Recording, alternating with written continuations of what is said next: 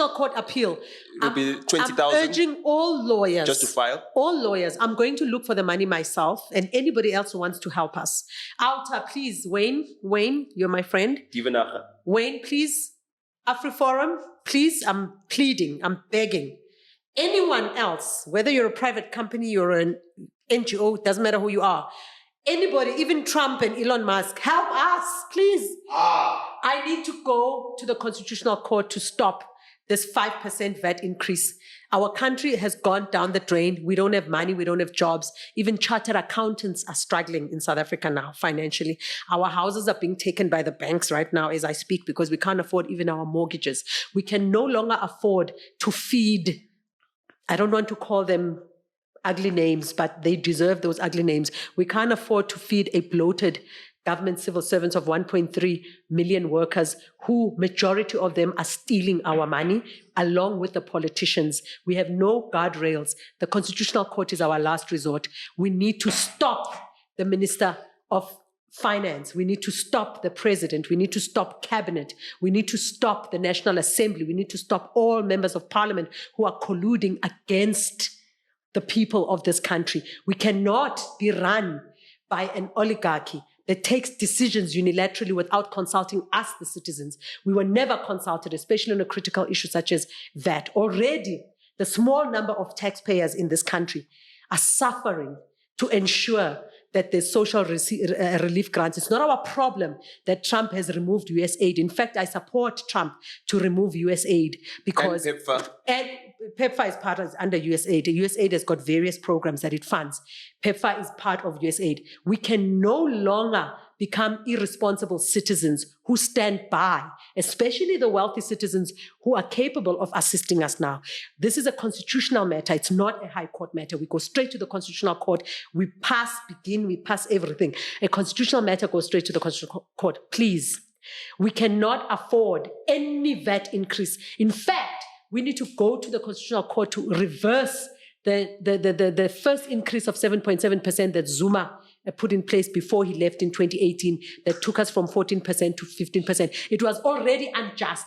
The biggest injustice is the fact that we have no control over how much money, our money is stolen from every municipality, every provincial government, every state agency of a municipality, of a provincial government, every state-owned company, every government-owned company, every regulatory body. In South Africa, I counted on my own 116 different taxes that we pay. We are the most overly taxed country. We're probably the most overly taxed developing nation in the world. The kinds of taxes that we pay are unjust, are inhumane. They are beyond what apartheid did to us. The apartheid government developed this country, albeit with separate economic development, albeit under racial policies. But we had less unemployment than we have now. We had less crime than we have now. We had less people being raped than we have now. We had competent prisons. We had competent schools. We had competent hospitals. We had competent courts. We had even the death penalty to protect us from the animals that are roaming the streets now. Animals who don't even have permission to be in South Africa. Illegal immigrants who can kill anyone and get away with it because they have no fingerprints. They can't be traced. And we have people who defend them through illegal and unconstitutional acts like the Bella Bill that says a child who is here illegally can stay illegally. Their parents can stay with them. How do you stay in a country illegally when your parent is a criminal? That nonsense needs to be taken to the Constitutional Court. We are not going to pay that. As much as we didn't pay for the e-tolls in Gauteng. By the way, in Gauteng, we didn't pay for e-tolls because people like me and many other people stood firmly by OUTA and said, we are not paying us badali, and we never ever paid. Upanyaza last year, wasukuma ukudakwa, wathi yena uzosifakela amanye ama e-tolls. I even did a video on TikTok about that. And many people responded and took it to Twitter, and it was effective. And he stopped lo msangano bewakhuluma ukuthi wasifakela more e-tolls to charge us for the 6 billion rand that they illegally, unconstitutionally stole from motorists to charge them the e-toll fee after the Constitutional Court, after they violated a Constitutional Court judgment saying they must not bill us. We are not paying even 0.0000001% increase.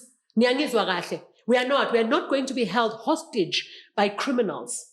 We've been held hostage enough by criminals in this country.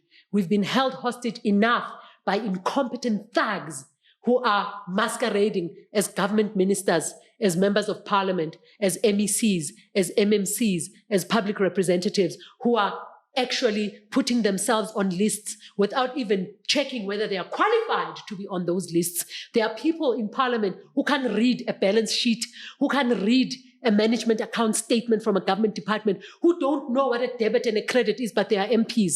We can't have that nonsense. We cannot be held hostage by an unaccountable government. This government is unaccountable. In fact, it's a mafia government.